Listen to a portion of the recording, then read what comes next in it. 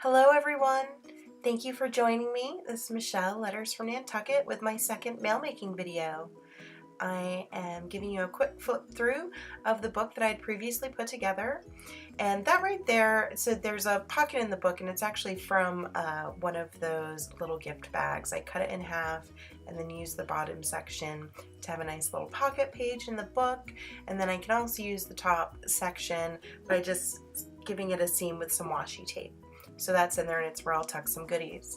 What I wanted to do with this book was create a pocket for the front left flap so that when you opened it, you had that special Christmas delivery that would have all the little goodies tucked in it, and I wanted the letter to be tucked in on the left hand side in the little pocket.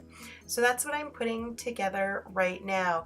I'm using a lot of the paper that you see is from a Mind's Eye Christmas collection that I purchased last year, but I think it's still available.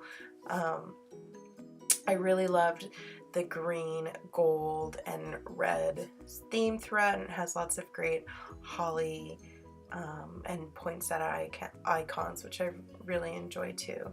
So in my last video, I was sort of staying away from classic color Christmas, and this one I am fully embracing it, which is also really fun.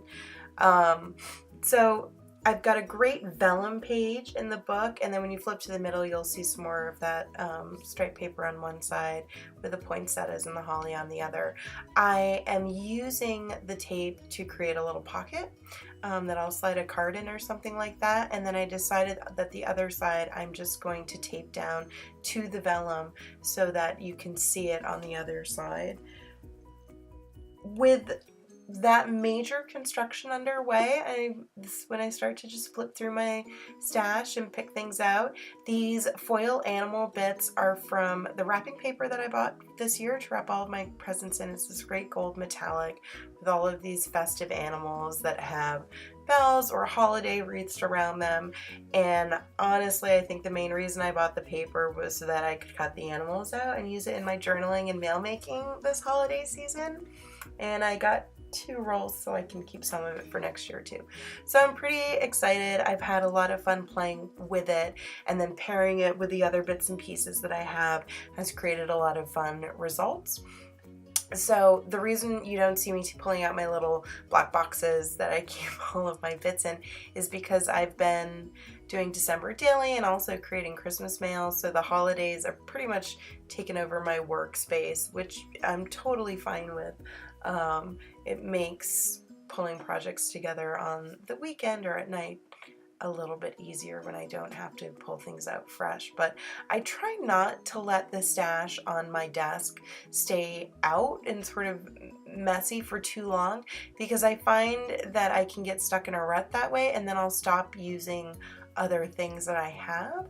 So I really like the process of sorting through things and picking things out, and then also putting things away, because I think it keeps me from getting into a static mode of creativity.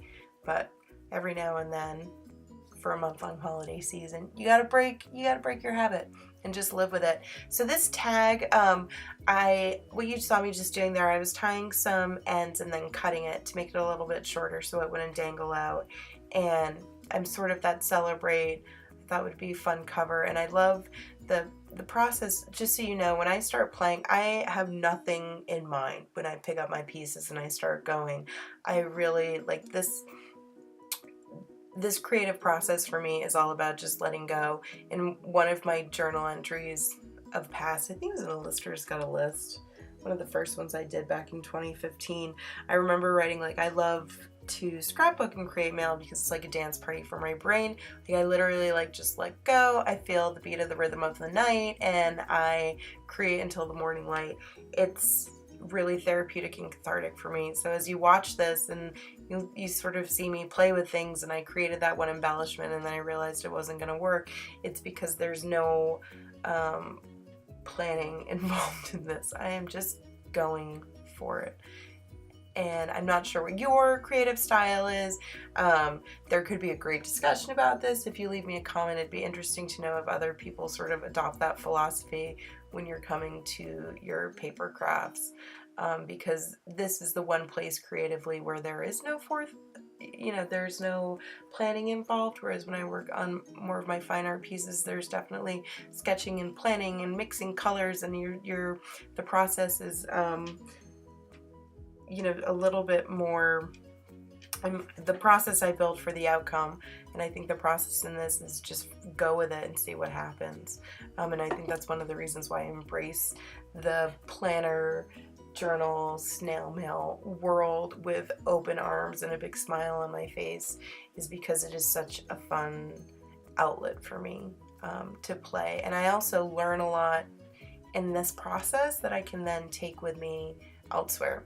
So what's happening now is, as I was looking at this front and I was filling in the background with stars and dots, which I normally do, I was looking at those circles and I was like, oh my god, they kind of look like Christmas balls. So that's what I'm doing now. I'm turning some of these polka dots into hanging ornaments, and I'm going in, after I do a little black outline and put the little top up, I'm going in with my white gel pen to do some highlights on it to give it some shape and dimension. So look, and the great thing is that little things like that really make my mail pop.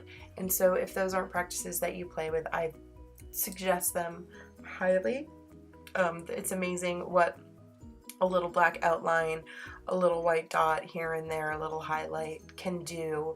And it's really just playing off of the great scrap paper patterns that are available to all of us.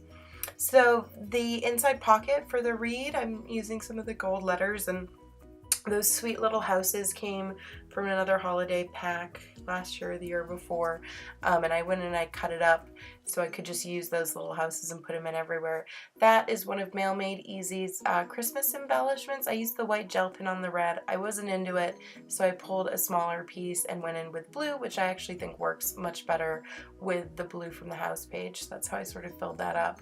And for this middle section, what I thought I'd do is I would start by creating whatever it is that was going to go into that slide pocket, and then decorate the page accordingly, seeing how that all ended up and what would be going on there, etc., etc., etc. So I'm flipping through a stack of Studio Calico pieces, journaling cards that I recently took advantage of some of their Black Friday sales and got some of their documentary kits to play with. So I picked a card to use, and then I'm pulling out the my big ideas quote stickers, which I love. I love. If you do not use quote stickers, I highly recommend it. I love doing my own little lettering embellishments, from doing watercolor cards to include and things like that. But having these at hand keeps the process a little shorter and a little sweeter than if I were to create every element, which sometimes I do want to go that far.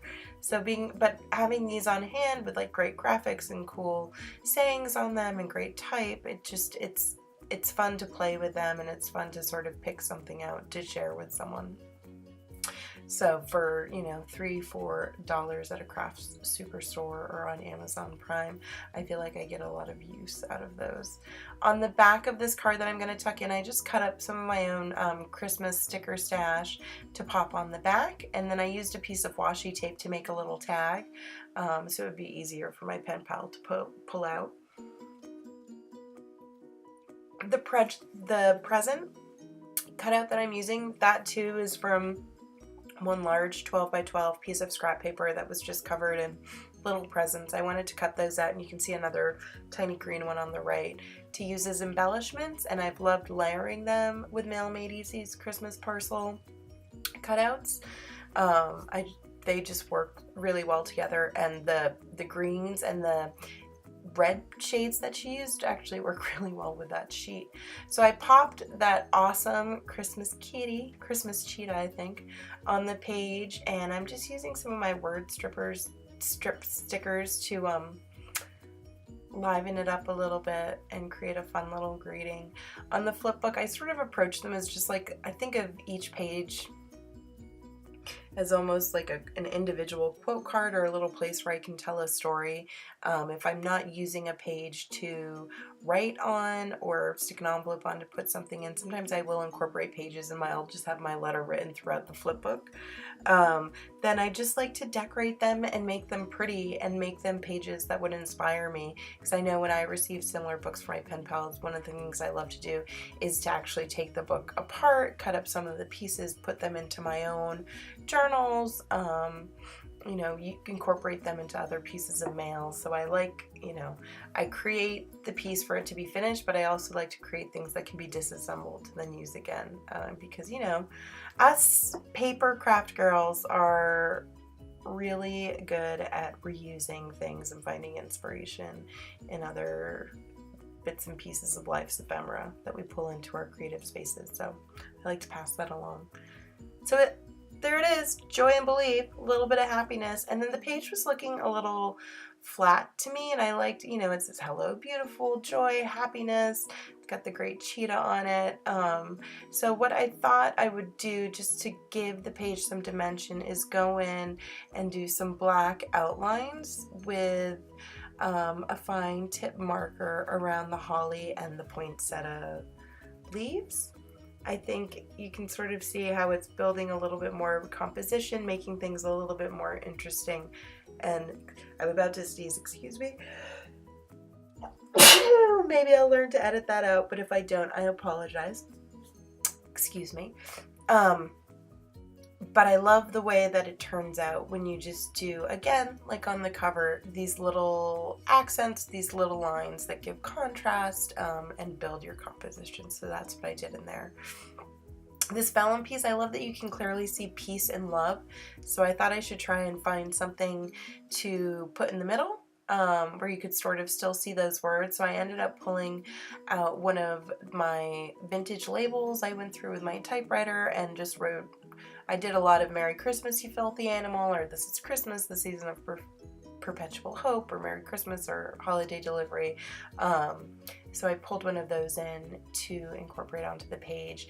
And then much like in my last mail video, I'm using that little lip left over from the pocket to attach tag, as well as one of these vintage Christmas tags. So the front one is from the October Planner Society kit, and then there's Vintage Santa.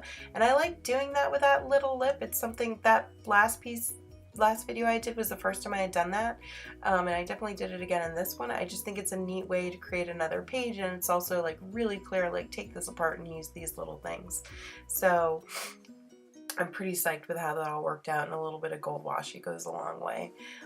Christmas Zebra coming in again from that wrapping paper. He's so awesome. Christmas Zebra is awesome. And then I'm pulling in these chipboard stars from the Studio Calico kit. I had a hard time with the first one. It wouldn't come off the sticky paper. I find that a lot with the cardboard chipboard, that the sticky back with a white lined paper doesn't always, like, it almost sticks too hard to the chipboard itself, and then you just pull off the top layers of the cardboard. So I don't, does anyone else have that problem? It might just be me. And now I'm but once I got those in, I wanted to use one of these. That's actually a normal size journaling card sheet of paper, and I wanted to fold it up so that it would fit on that page a little bit. So that's what I did there, and it's got another Home Alone quote, the Perpetual Hope one. So that's on the back with Mr. Zebra. And you can see I was flipping through because I was trying to figure out what I was going to put on this page to make it work. So what I ended up pulling in is a sticker. I made a couple of these sheets last year just out of one of those Avery full-size sticker sheets that says Merry Everything and Happy Always. So I put that in, and then I just go around and do some holly leaf doodles to give it a little bit more weight graphically. And also I once I do black lines in a couple different places, it becomes clear to me that that's sort of part of the theme of the book, so I want to continue it wherever I go. And on this page, I ended up using that embellishment I made to go on the cover, but I realized it was too big. I ended up putting it on this page because it's got Mary and Love right above it, and I'm putting in another word strip on there.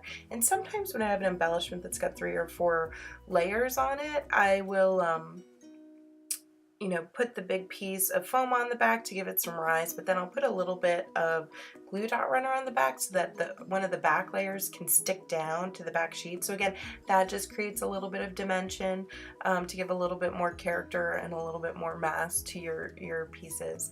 So that's sort of what I did in there, but because I'm moving in super fast speed, you might not have been able to catch it. And now I'm just packing up some goodies for my pen pal. I'm picking up a bunch of the small mail cutout pieces and putting them in a little clear square that I'll adhere with washi tape and throw on the page. Those little squares, it's from a 4x4 journaling page that has the 4 pockets on it. Those pages were left over from a kit that I had, so I figured I would just cut the leftover journaling pages up so I can use those little bags as shaker bags or goodie bags to put things in, and I like just sort of sticking them on a random page here or there. That was me just giving you a little final flip through. I've got some shots to add to this so you can go through and see. I think the finishing touch was the best for me, that celebrate everything. I love how that turned out, and thank you for watching. I wish everyone a wonderful holiday wherever in the world you may be. I hope you create marvelous things, and please join me again for my next creative video. Take care.